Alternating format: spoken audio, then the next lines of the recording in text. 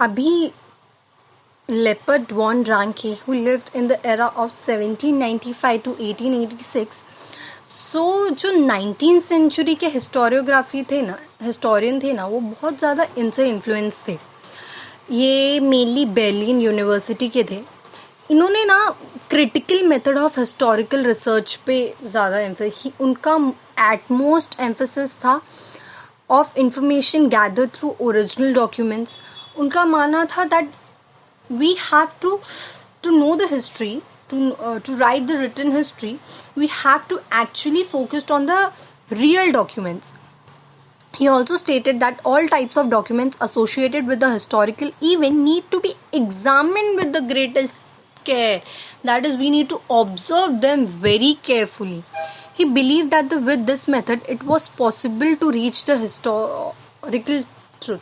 मैंने कहा ना, different historian थे, different frameworks थे, different mindsets थे, तो they used to come with the very different imaginative narration of the story. So इनकी भी 2 books published हुई थी, named as The Theory and Practice of History and The Secret of World History. Now coming towards the next historian named as Karl Marx. आपने Karl Marx का नाम बहुत सुना भी होगा. He lived in the era of 1880 to 1883. So that is ये ना later half of 19th century में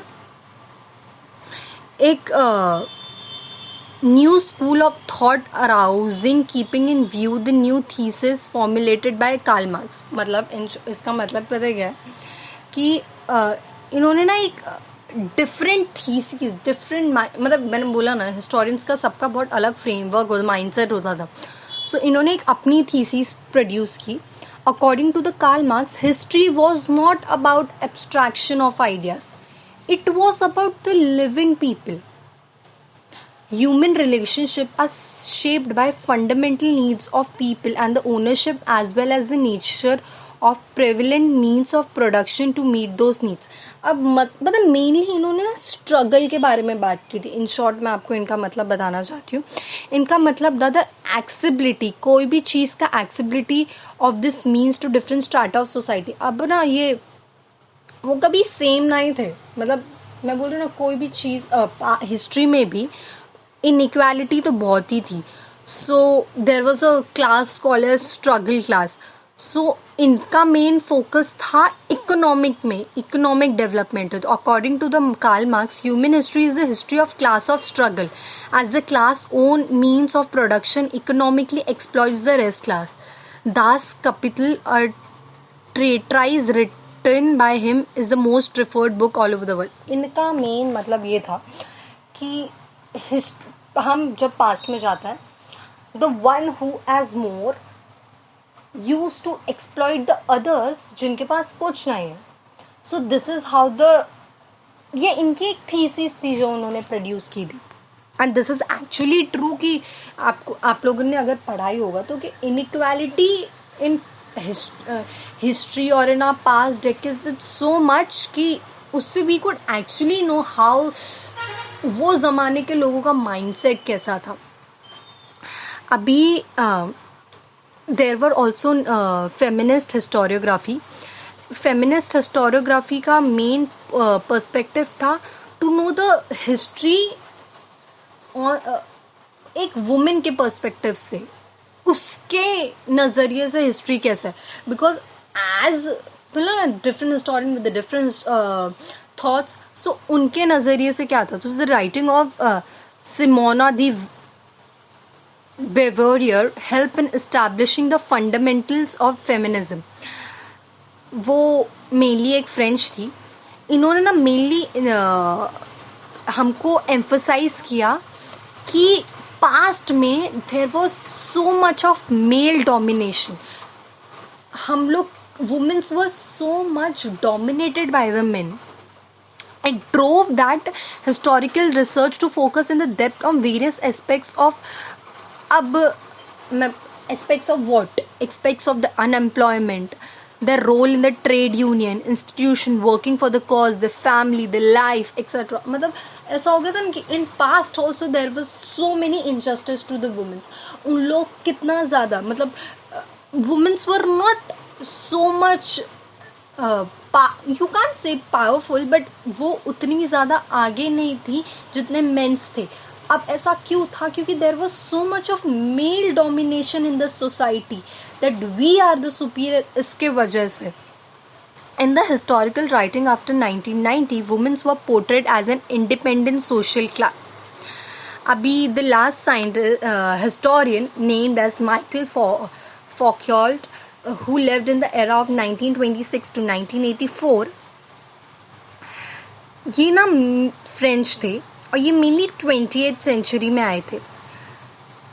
इनका कॉन्सेप्ट पता, इनकी बुक थी आर्कियोलॉजी ऑफ नॉलेज. आर्ग्यूड उस बुक में मेनली था the prevailing of practice of arranging historical events in a chronological order is not right. अब ये ऐसा बोल रहे थे, this is not right. He drew attention to the fact that archaeology does not strive to reach the ultimate history truth but attempts to explain various transition in the facts. इसका मतलब क्या है? ये बोल रहे थे आर्कियोलॉजी ना हम लोग को बहुत एक बोलते ना, it was not revealing us the truth, it was knowing us the, बोलते ना एक पॉइंट्स, हम लोग को पॉइंट्स मिल रहे थे कि हाँ ऐसा भी हुआ था, हाँ ऐसा भी हुआ था, हाँ ऐसा हुआ था. But there is no a clear picture through this. ऐसा कोई हम लोग को एक ट्रांजिशन मिलता था, oh this okay this also okay this also, ऐसा वाला सीन था. हम लोग को एक क्लियर पिक्चर, बोलते ना there is a points but there is not a connection between those points. Foucault felt that explaining the transition in history is more important. He called his method the archaeology of knowledge. इनका मतलब था Foucault subjected the so far acknowledged areas by historians such as psychological disorders, science of medicines, price and administration, etc., historical analysis. Thus, the scope of historiography kept continuously expanding, writing of histories, various subjects like literature, architecture, sculpture, drawing, painting, music, dance, drama, and whatnot, television. So, mainly, Michael Foucault का ये था कि हम लोग को transition पढ़ना is very much important. अगर तुम ट्रांजिशन पढ़ोगे कि that this things, how the things have been change, the things would be more easier to study. So this is how Michael Foucault came with his thesis. Now there is a school name as Annal School. ये school ने एक new direction दे दिया towards the writing of history. It was recognize now that the history is not अब इतना पढ़ने से हम लोग को ये चीज़ तो समझ आ गई, it's not a political events, it's not only about the political events, kings, great leaders, diplomacy, agriculture. ये climate, local people, communication, social division, psychology, ये सब चीज़ों से भी काफ़ी ज़्यादा influenced है.